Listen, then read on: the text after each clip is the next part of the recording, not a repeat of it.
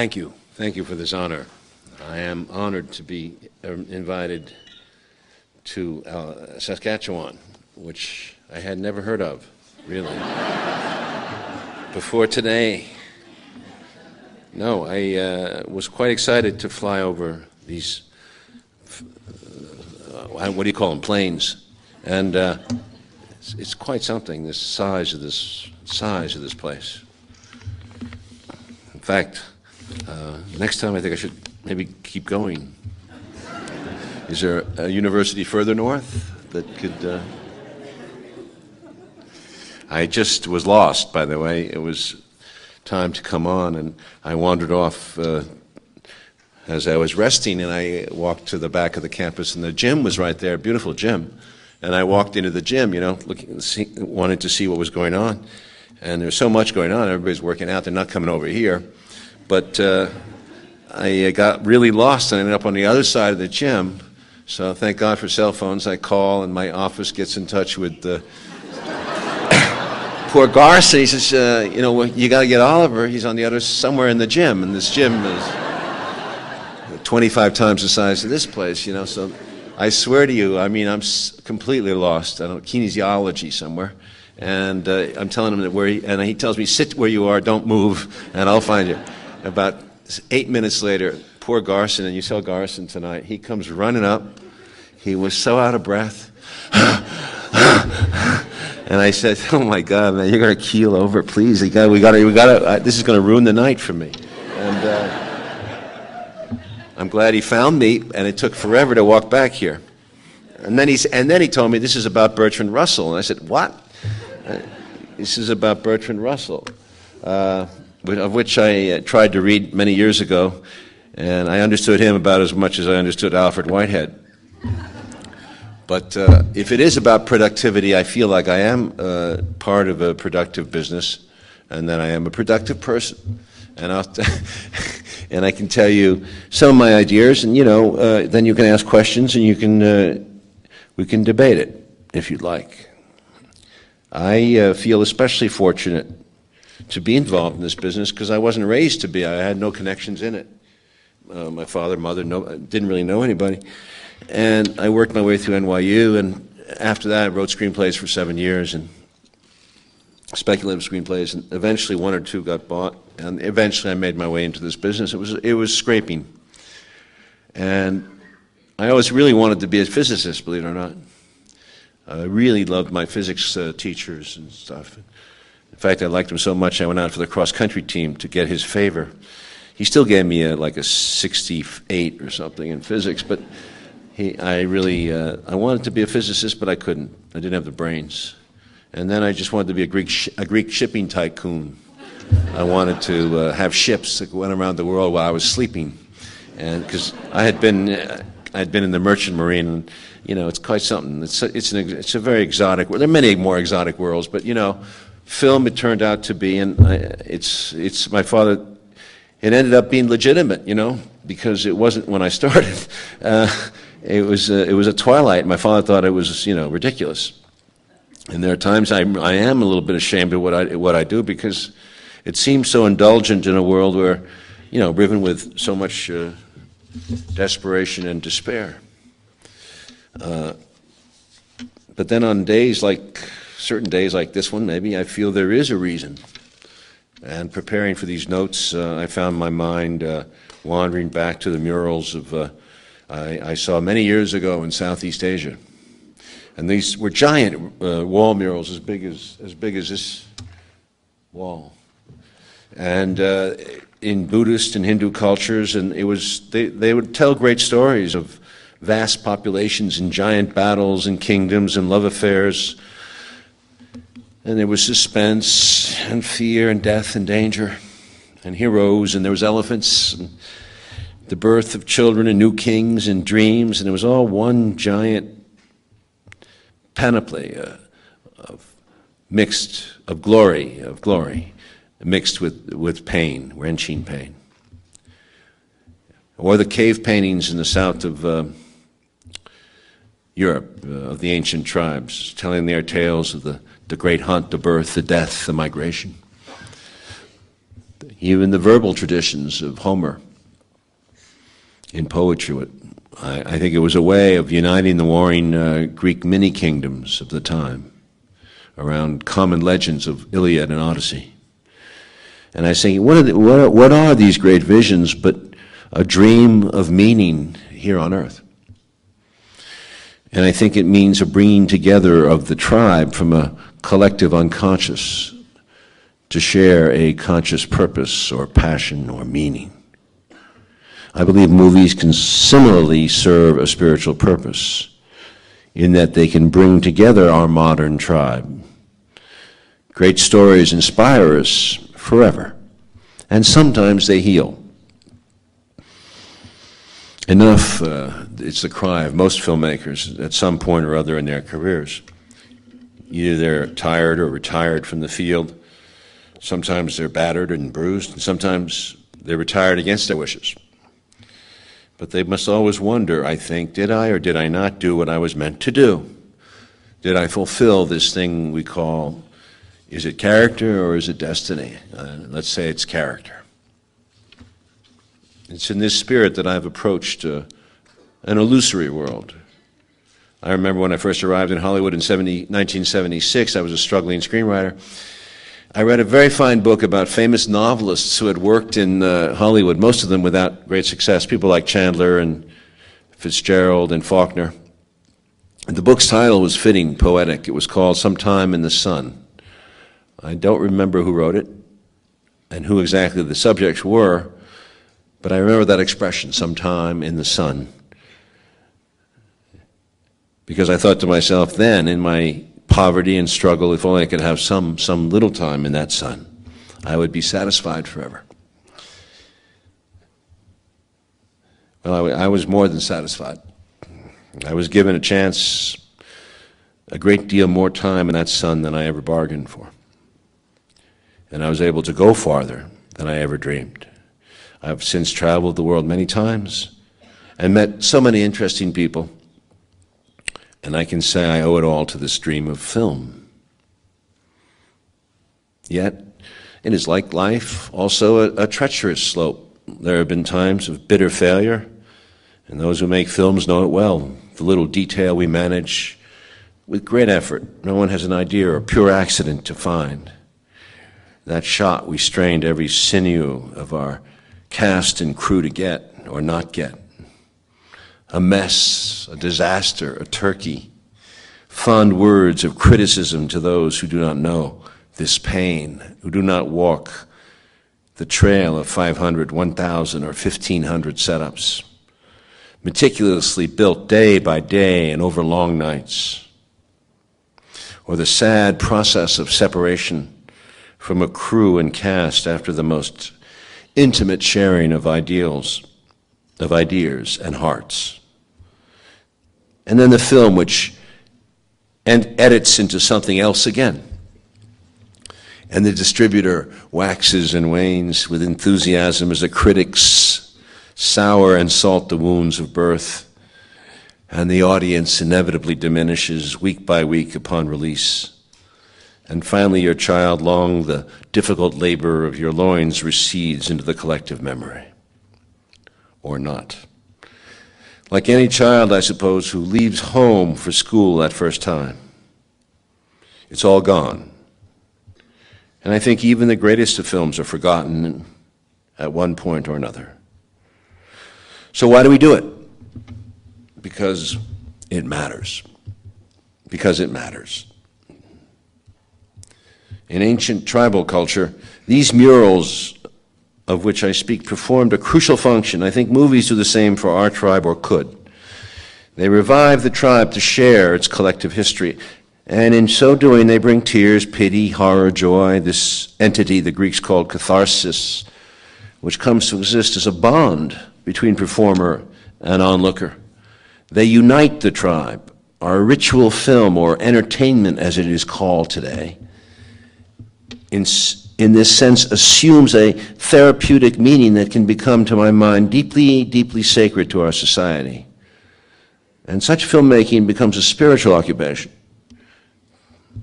but also a deep hazard. destroying the minds of those people who enter the temple unprepared.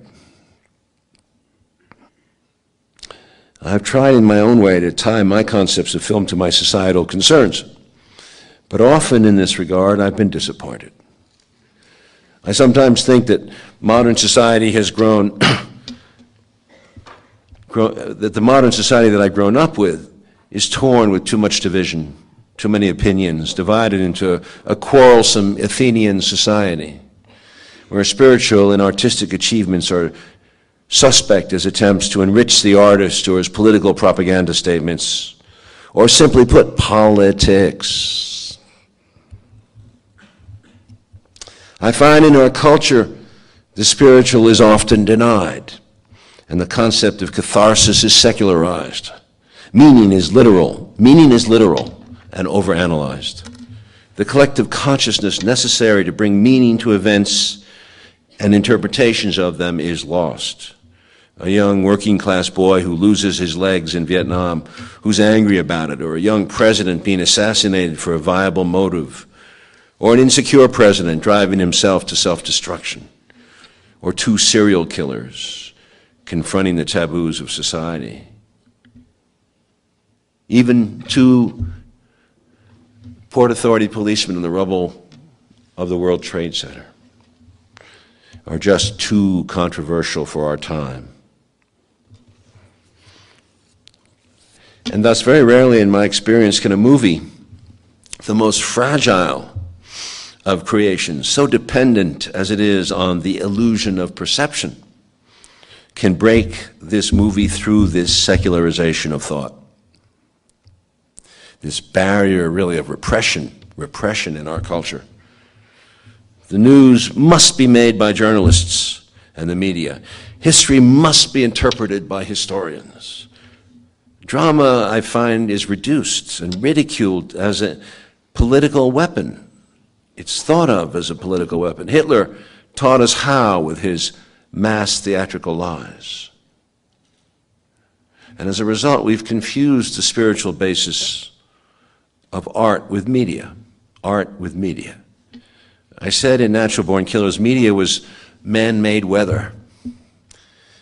And as such, it is the skin of event only. But how strongly it shapes our modern lives. Was it called rumor in those days when they put Socrates to death? I think we've taken those Hindu and Buddhist wall paintings and stripped them of spiritual meaning for our propaganda purposes. And as a result, in our society, we have become so opinionated, so divided and quarrelsome, that we are no longer in touch with one another, and finally, not even most of us in touch with our own hearts. Sincere actions are sentimentalized and doubted, love suspect, and the meaning of the heart itself put into question. The logic, the reason, the fashion of our time overwhelm the spirit. So in order to combat this recurring doubt, which I believe we all possess in some way in our waking selves, I find myself time and again coming up against that question of what is true for me? How do I know it's true? What is a test of truth? What is worth fighting for? What is worth portraying anymore? I think a valid response to this question is that we must ask ourselves, what do we really know in our lifetime? What is this stuff of experience? How does it mold us? I laugh when I remember Jim Morrison line from The Doors when he was puzzled and he said to his friend, "This is the strangest life I've ever known." In other words, how can we know any other life but our own? What is the sound of one hand clapping? We're all inside our own experience, ultimately. We are lonely, and we will never know for sure what we are here for, floating around in this watery atmosphere of an orb lost in space. In my lifetime alone, I've seen countless examples of mass delusion on a huge social scale. So many times now that I think I've lost count. Whether it was the great conspiracy and fear I grew up with in the 1940s and 50s, that Russia and China were united together to destroy the West, Or the lies of Vietnam, the untold pieces of the Kennedy assassination puzzle, so blatant in its disregard for logic. I saw that same vast deception used again in my lifetime in Bush and Blair's march to their false war in Iraq. And I saw the media supported on a large scale. The Kennedy assassination cover-up, the Vietnam War, the Iraq War. And each time I saw people fall for it all over again. I've made 3 films about Vietnam. 2 of them had great impact. But I saw Vietnam become Iraq by another name. I saw the lies of the Reagan administration in Central America, where I did Salvador. I saw it most blatantly in Nicaragua. But it was no less evil than our policy under different presidents in the 60s, 70s, and 80s in Guatemala and Brazil, Chile, Argentina, and many, many, many, many other countries. And I've seen it in other countries as well, whether it was French collaborators with the Nazis in World War II that my mother's family made me privy to, or in the 1980s while researching dissidents in the old Soviet Union, I saw the self-delusion of a population in denial of Stalin and the unofficial history of their country. And then again in China, when I see a new generation crippled with amnesia, unable to gain access to its own history. The older Chinese generation, those my age, have lived certainly a Lewis Carroll life with a 180-degree turn in the middle from collective communism and worship of the god Mao to a brutal, competitive individual consumption and corruption in the name of the god money. Maybe that's why Mao sells for a lot of money now, if he was painted by Warhol.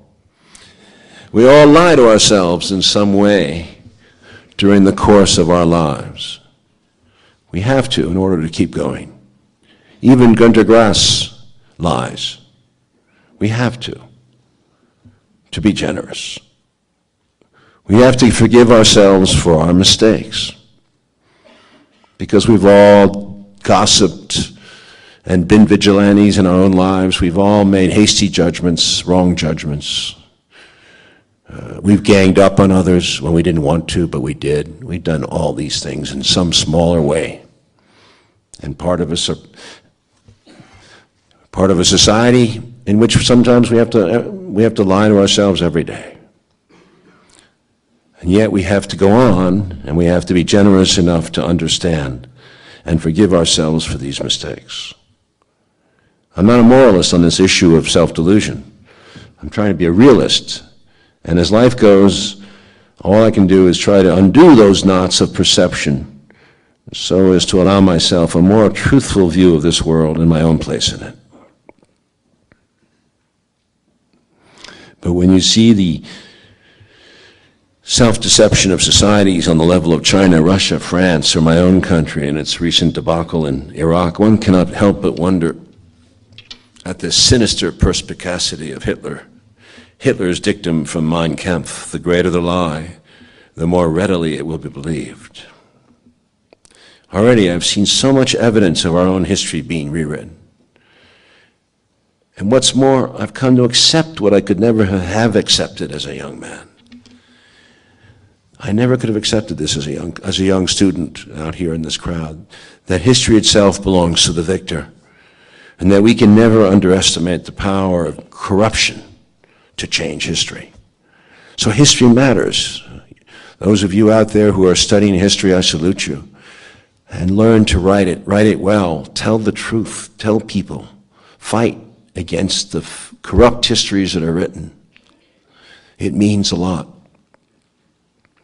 As a society, I've come to find out it's still very much the third grade, and we behave like a lynch mob. We pile on. I've seen this again and again.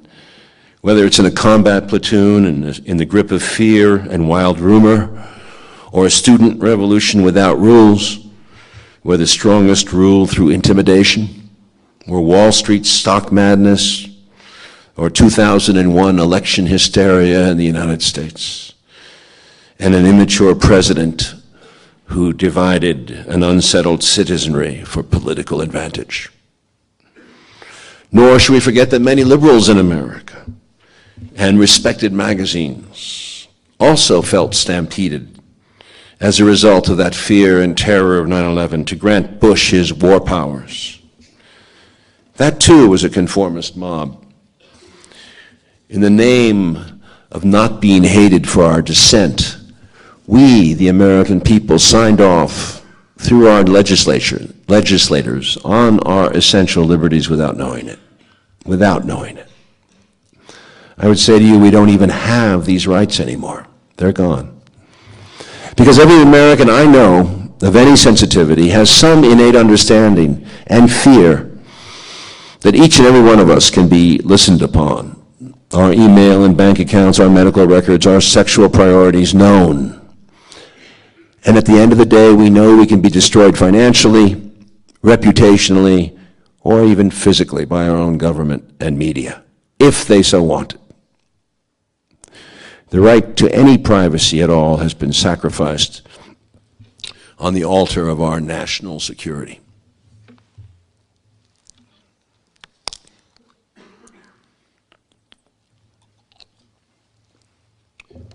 And it has happened, as much does in evolution, unseen, quietly, in the middle of the night. It comes not as a coup d'etat, but as a fait accompli. And we find ourselves now in a perilous and dark time. There have been others, but it is darker than anything I've known in my brief 60 years here. What are we to do? Are we to acquiesce? Do we have a choice? Are we to die scared as individuals, as slaves? Keep your head down, don't make waves, don't rock the boat. Or is it possible, like Spartacus, to resist, to join others in an assembly, to join others in an assembly of honesty and goodness, and find ways to restore decency to this terrifying world? What are we to do? Can we heal not only ourselves, but in the process, can we heal our planet? Can we legislate clearly and collectively an end to carbon emissions? We know we can, only too well. But we also know it takes a collective will. And we all, like lost children, look to the leader who will take us to that will. We want it, and yet we don't seem to need it enough. And it's need, that one need, and it's through the sweat and toil of needing that we will get it. That's my point of view. So, we know our movies, our dreams can help a little, a lot, to point out this will. In the movies, we can almost subversively approach the individual in the dark and revive the memory of how things can be. And sometimes, though rarely, these films can create a collective action. But as in my experience of making Vietnam movies or Salvador movies or JFK movies has taught me, we must accept our limitations with humility and with an even deeper understanding. To paraphrase Carlos Castaneda of Don Juan fame, we must undertake every one of our actions with all the ardor we have. And at the same time, we must be able to walk away from the result of our action with detachment. I won't give up believing that movies can help in some way by expressing the best in us to help others to connect, to light a candle in the darkness to our memory and to our imagination. I wish in my daily life to struggle to keep my consciousness growing and not to fall asleep, which I've done many times in my life. I want to teach my children by broadening their minds as best I can, by traveling them to other experiences in the world, by teaching them when I can my own tolerances and appreciation of what freedom is, and reminding them by example the price at which it comes, by which I mean not only silver. I hope then people will leave our movie theater renewed and made sacred again, that movies can heal the tribe and not tear it apart. I really want to believe there is something beyond the physical, that there is within us a great metaphysical, a reaching to the stars to survive, an ability to overcome all obstacles, even the greatest of all, the warming of our planet. Theodore Roethke wrote, "In a dark time, the eye begins to see." In that vein, we must remember we all drink the same water. We all struggle under the same sun. We all sleep, eat, love, hate, with a similar passion and hurt. And as stupid as we often are, we all understand that it is in our interest and to our profit to survive together as a species. So let's start thinking a little bit more about the positive and not give in so quickly to the negative. It's so easy to criticize, it's so hard to build. That is productivity, building. Let us, through our movies, pay homage to the glory of that spirit. And lastly, let us remember in the deepest part of wherever we keep ourselves, that we can and have always, from the beginning of time, in a proud tradition, something called the human being. We have overcome all adversity, inch by inch, step by step, together. And in so doing, we can keep this torch, this iridescent light, this glorious freedom of ours, alive. Thank you.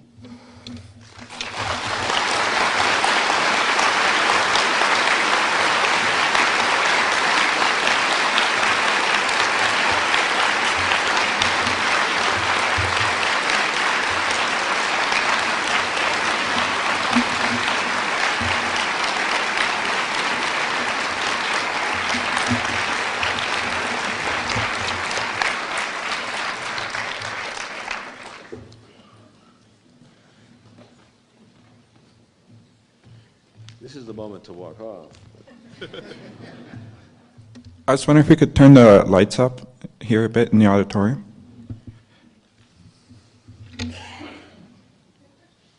Those ones? That's it. Great, thanks. You'll notice that we have 2 microphones in the aisles, one here and one here.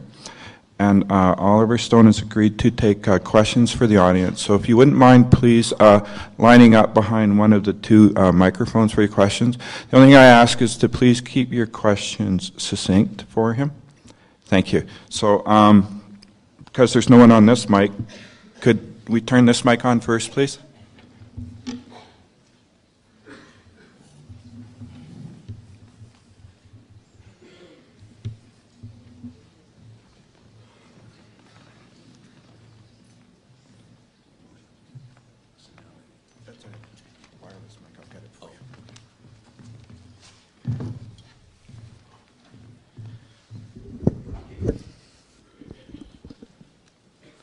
Where's that gym? I don't know. I never go there. I didn't know we had one. It doesn't show. I would like to know, Mr. Stone, what do you account for the level of self-censorship with the American media today regarding the war in Iraq and other issues? And after having made so many great movies about the Vietnam era and movies that stand as a warning of these mistakes, what's it like to have these mistakes repeated in American foreign policy. You're talking about self-censorship, you say? Yeah, in the American. You're talking about people, artists. You're talking about media. In general, but particularly news media.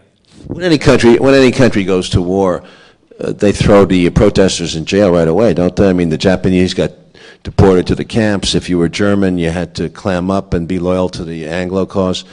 I mean, it's a serious thing when a country goes to war. So immediately those vigilante mobs come out in any country in the world. Serbia, for Christ's sake. Self-censorship is only in interest of survival. Who's going to open his mouth? I mean, a few people get their balls handed to them. Yeah, we did. I said some things in October 2001, but the country was mad. It was insane. So, self-censorship, give me a break. It's worse than that.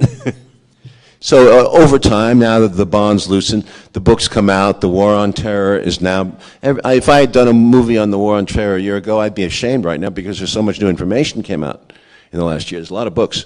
So, it takes time. I'm probably jumping a gun to another question, but I'm a dramatist. I'm not a journalist. I'm a dramatist, not a journalist. It takes time for these patterns to develop, to understand this war that's happened. It's a fascinating subject. I was going to ask you, who really did kill JFK? You can answer or not. In the present Bush administration, do you feel more pressure of censorship or pressure from the media and the political regime to censor yourself?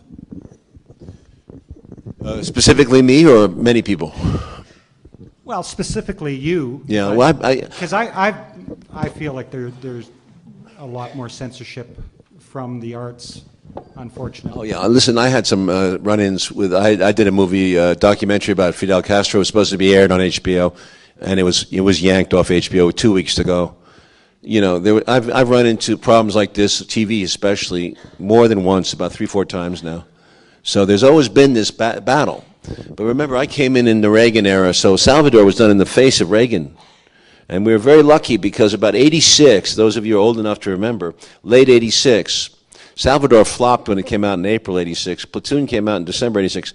Around October, November, Oliver North's scandal was uncovered. And that son of a bitch helped us because he went down, and all of a sudden, Reagan was a lame duck for the last 2 years, and that's when Platoon and Salvador and those kind of movies suddenly could be made again, It was a very rough time. And in the Bush era, you forget about it. Forget about it. I mean, there's a lot of criticism, but they're in documentary forms, and Michael Moore, God bless him, made one of those and did tremendous business. But it was a fun documentary, too. He didn't make it dull and polemic. But now the pendulum seems to be swinging the other way as people eventually wake up and they realize we've been in a 4-year war. But a lot of censorship. Cuba is as you Canadians know, is a no-go in America. You cannot say anything decent about Fidel Castro without provoking tremendous reactions. So there was a lot of hatred for me at that point. And the press was horrible. I got out of the country. I did Alexander partly to get away from it, but I realized it was one of the first East-West struggles too, and it involved Iraq.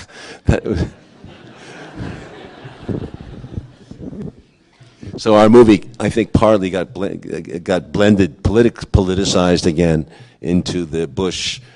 What is Alexander but an early form of Bush, which is just not the case. But that's another argument.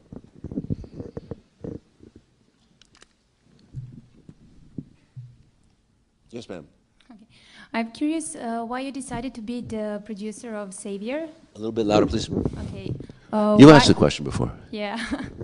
Why did you decide to become the producer of Savior, done in '98 by Predrag Antonijević? And what's your point of... I'm sorry, can you help me? Why did I become the producer? Yeah, why did you decide to become the producer of the film Savior? Oh, Savior. Yes. Savior was brought to me by my partner. A beautiful screenplay, very small budget, written by Gaga Antonijević, who was a Serbian, right? And He wrote a very moving story. I don't know whose side was who, okay? Maybe some Bosnians hate him, and I know there's a lot of controversy there, but the point is that you cared about the baby, you cared about people, and that's, in a war, it's important to remember that. It was a frightening movie. I wish you could see it. Savior, it's called, with Dennis Quaid as the American mercenary in Bosnia. Thank you. Thank you. You liked it or not? Oh, yes, I did. Oh, you're a Serbian.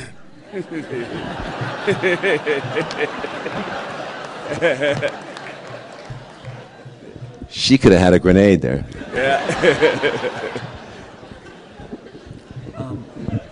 When making a movie about real events, how would you suggest using artistic license to give an idea to the audience about the time and the characters in the story when creating fictional events? Help me, would you please?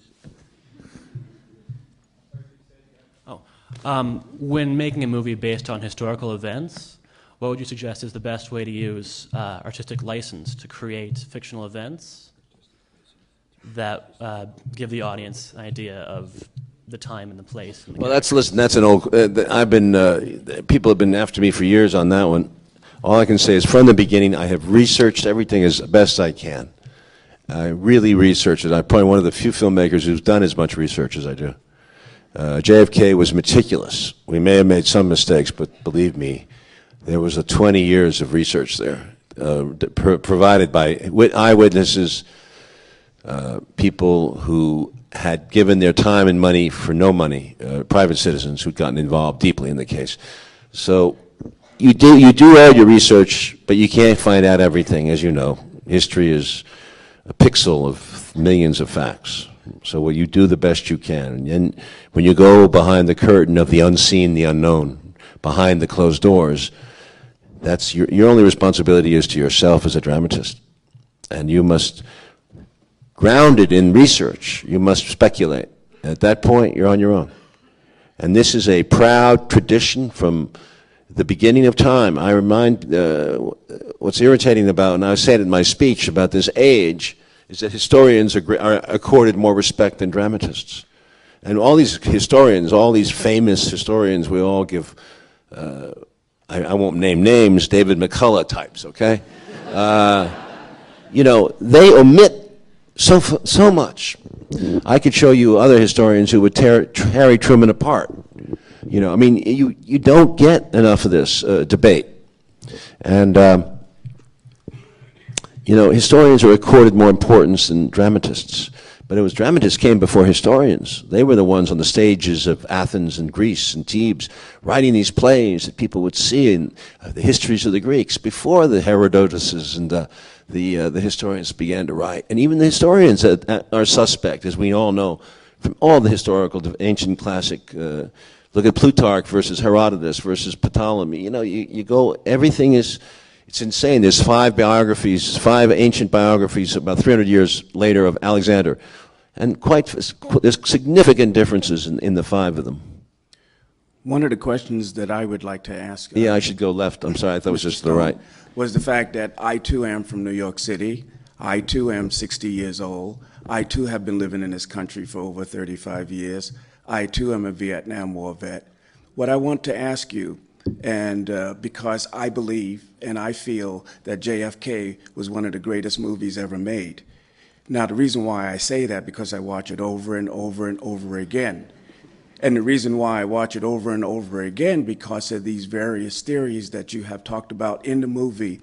There is a great vault in the United States of America that has not yet been opened as to which one of these things might just be possible. Could you explain when that is going to take place? And I really do believe in what Kevin Costner had to say at the end of the movie in terms of, when my children and my grandchildren will be able to understand why we constantly turn around and reenact history over and over again. Thank you.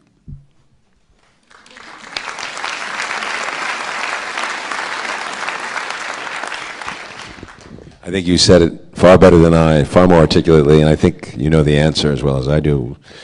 I feel also frustrated. Hi, I was wondering if you could say a few words about the reception of World Trade Center and if you had any concerns about participating in the mythologizing of 9/11. The Will Chase Center? I'm sorry. Oh, I'm the World Trade Center, yeah. I remember. In what way do you think it was mythologized? I'm just curious, just from the reception that of the film, if you felt like once it was released into the public, if you had any concerns about it sort of being, participating in the mythologizing of that event. I think you're using the word mythology too easily, because I've used the word, and I said that at one point JFK was the counter-mythology to the Warren Commission, by which I meant the Warren Commission was a mythology to me because it wasn't based on research and serious research. They didn't go to the end of they didn't do much investigation. It was like the fox investigating the chicken coop type of thing. And so I said a counter-myth. World Trade Center is an interesting story because it is real, and that's why I did it. It wasn't a mythology. It was about these two guys that got buried, their two wives at home who did what they did, and this Marine, extremist Marine, who rescued them. And I found in there a true account of that day that I found very moving.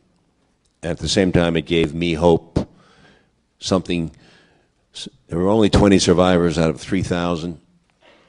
And of these 20, these two stories are coherent.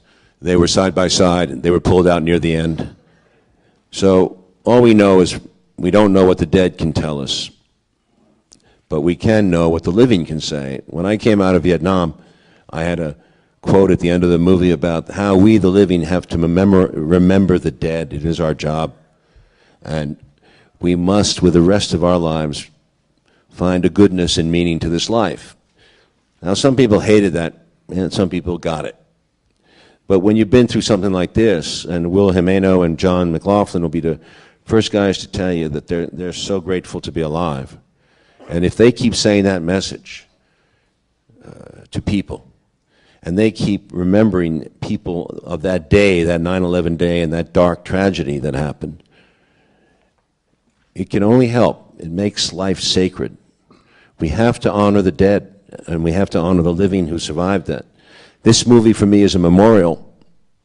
It's a Memorial Day movie. It's like going to a park, which I hope they build eventually, or building and saying this happened.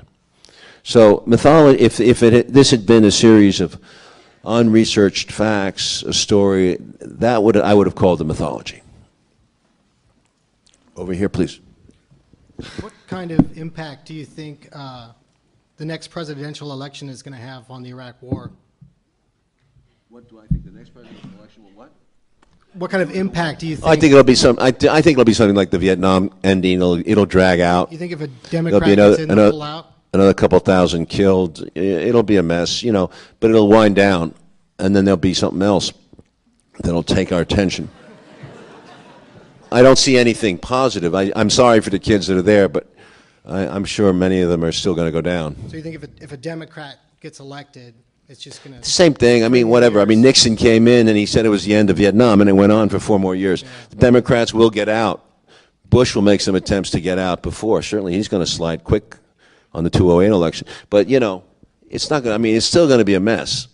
You can't get out that easy. When do you see it ending? What? When do you see it ending? Like 10 I mean, years? 2008, 2009, maybe 2010. It'll drag on after us. It'll be a civil war after us, right. Unless we divide up, I think, the 3 states.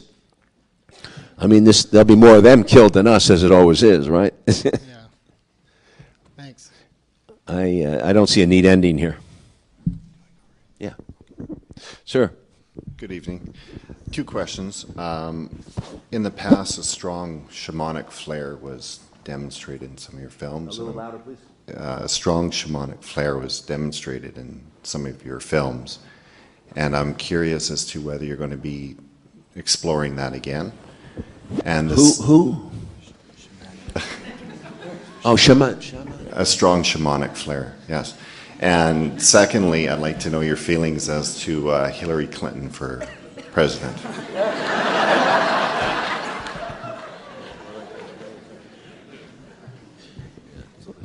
You know, I've had the Vietnam War bullets all over me, artillery incoming. I had the World Trade Center fall on my head. I'm a little bit deafter. Sorry. Shamanic. I like that word.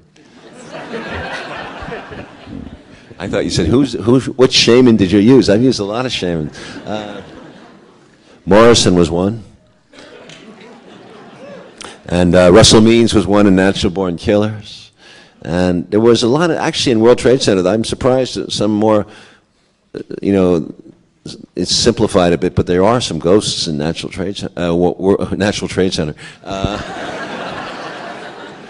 The wife comes back to the grave. The wife haunts the grave. I like that. I believe in ghosts. I think the men stayed alive for metaphysical reasons. I have no proof of that. They're strong men. Both men are amazingly powerful. John McLaughlin, they should write a medical bulletin on him because he was in pain, real pain he says, for 23 hours. I don't know. But he's one of the most stoic human beings I've ever met. But your second question was, what have I done with shamanism? No. Are you planning to visit that genre? I never left it. Well, of course. Obviously. I never left it. We need it in this culture. We need Dionysus back. Absolutely. That's why Morrison is a great figure for many young people. Wherever I go in the world, they come up to me, I swear, and they say, "Oh, I love that Jim Morrison movie, The Doors." They sold so many records after it. They were a whole another world, and yet so many people hate them. It's like certain people hate Dionysus, and that's true in the Greek tragedy too. If you read the Bacchae by Euripides, wasn't it? And they hate him so much, and so many men want to kill him because he steals the women. But there's something about that backdoor man thing that really is important to society.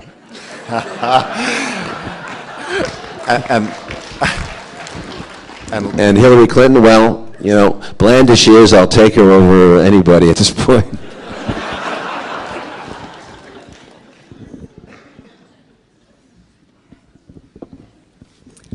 Hi. I was just wondering if you had any advice to give an amateur filmmaker like myself. Yeah, get a job.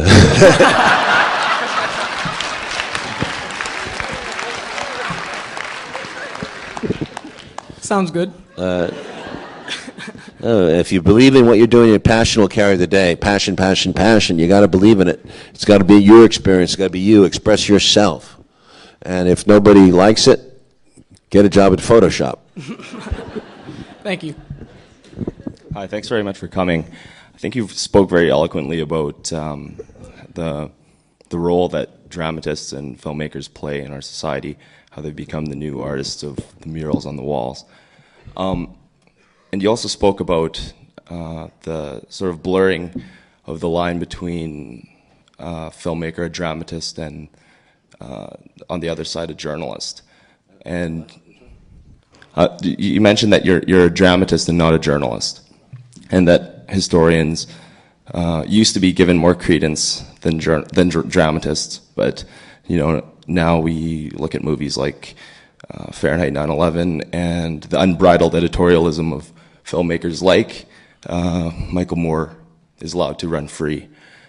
And I was just wondering, from your perspective, in making very politically charged movies, is this a difficult dilemma for you? Obviously not, but for filmmaking in general, is this dilemma a conscious one, or is it just something that? No, it is a dilemma, and that's what I was referring to in the talk I gave. I was saying, yeah, are you kidding? I haven't been ridiculed as much as Michael Moore. Mm-hmm. I've been marginalized, diminished by the so-called academic authorities. But, the facts are the facts. The Kennedy case is amazing. And I think, as with Alexander, I brought emphasis to certain things that have been neglected historically. That's what they didn't like. I'm shocked at how shallow the media was on the whole thing back in '63, and shallow on the Garrison case. Shocked. When you read that stuff now, you can see the hint of heavy conspiracy. I mean, the CIA did have huge assets in the media, as we know, and they worked overtime to destroy Garrison, and they did. in the media, but they didn't destroy him. He had a soul. He was a big man. He was like Lincoln. He was 6'7", Jim. I guess the big question I'm trying to ask is, can you reassure us in telling us that, by and large, filmmakers are conscious of their responsibility as, pseudo-educators to, the ignorant public?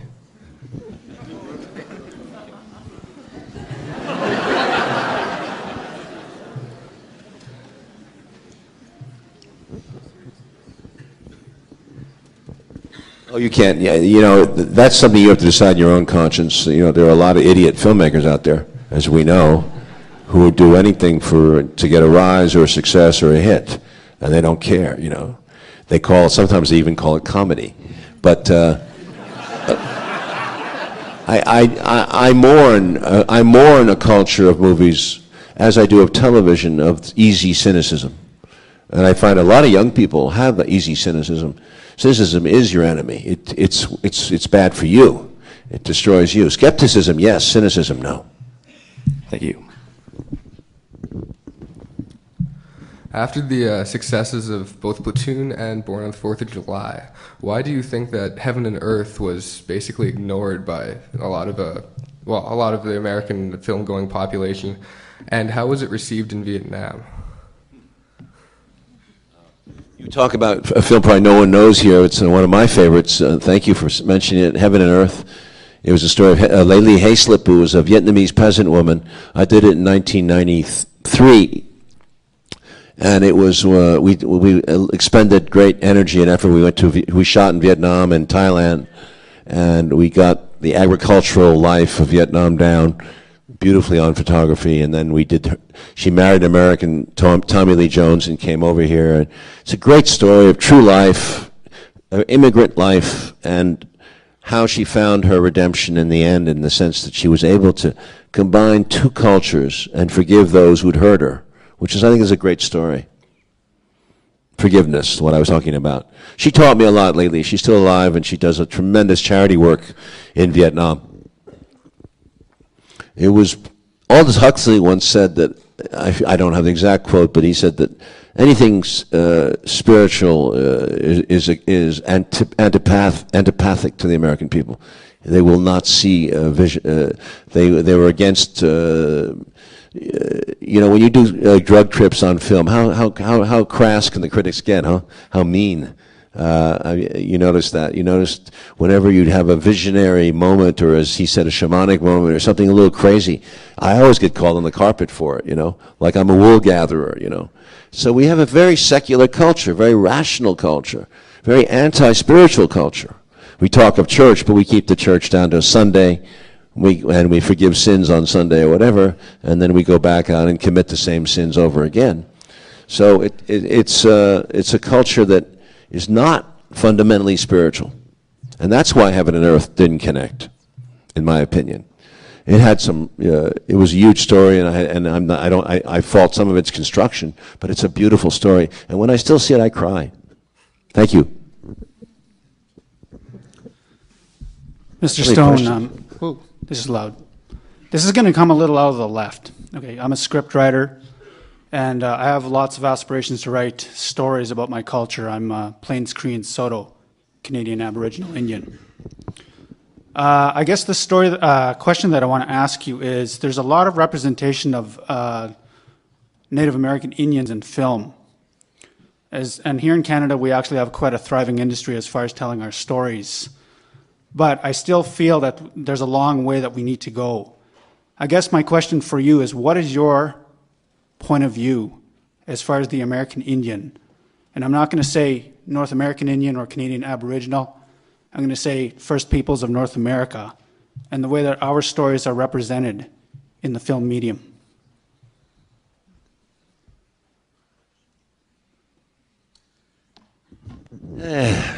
This is a no-go. This is a no-win situation.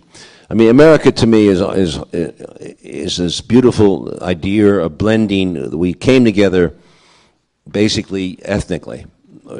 There was the white guys, there was the Indian guys, there was the American, African guys, there was the Spanish guys, there was the Asian guys. They all blended in this pot. And the beauty of it is we became Americans. And what I didn't like about the 60s, although it may have been injustice, was what especially the Black Panthers and the radical blacks were saying, look, we are a completely differently fucked over subculture. We exist separately and independent from the real America. That was a real break. The Indians have done the same thing in many ways, but at the same time they've benefited greatly from the casinos. So nothing is very clear. It's a very gray situation, as we know from the Black Panthers history and what's followed in African-American relations. Barack Obama has said very moderate things about the beauty of the racial mix in America. But there's a lot of unfairness. So I'm not a politician. I'm not running for office. It's a no-win situation. But I think what's great about America is that mix, and I hope we can keep it.